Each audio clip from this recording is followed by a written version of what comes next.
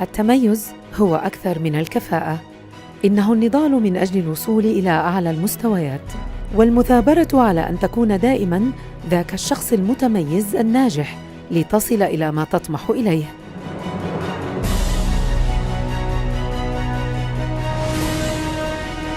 لا تتطور الشخصية في الراحة والدعة والهدوء. المحاولة والتجربة والمعاناة هي التي تمنح القوة للروح وتوضح الرؤية وتلهم الطموح.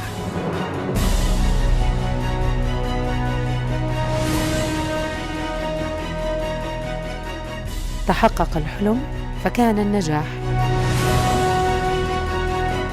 هذه سارة. التميز هي سلسلة من النجاحات والتفوق، وهي سيمفونية من الإنجازات اللي لها بداية وليس لها خط نهاية. في البداية كنت براقب جودة التوصيلات لين ما جاني الفضول أدخل أكثر في العمل. اجتهدت على نفسي ورحت أخذت دورات وشهادة رخصة معتمدة من شركة هاورد، أكبر شركة للتدريب الفني في العالم، وصار عندي إمكانية أني أربط الكيبلات ميدانياً بإيدي.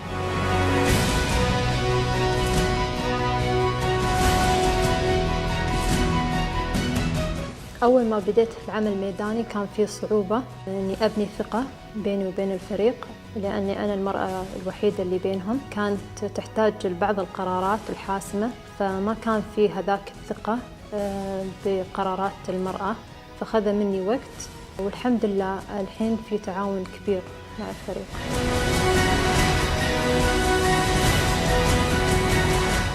مهما كانت الصعوبات في المجال الميداني أنا أقدر أتغلب عليها، والميدان صار بيتي الثاني.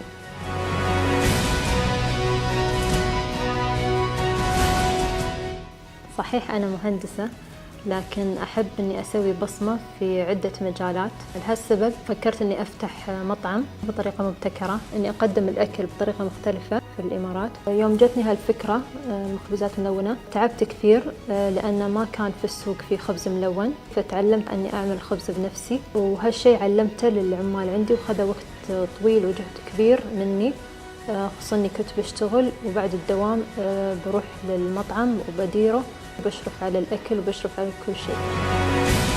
طموحي أنا دائما قبل ما أحقق ذاتي أني أشوف نظرة الفخر في عين أمي أن أنا بنتها. وصولي إلى هالمستوى وهالنجاح وطبعا توفيق من رب العالمين. ثاني شيء تحفيز الشيخ محمد بن راشد، وأن الشعب لا يرضى إلا بالمركز الأول. هالشيء خلاني أفكر دائما بالتميز، وأني ما أوقف عند نقطة معينة.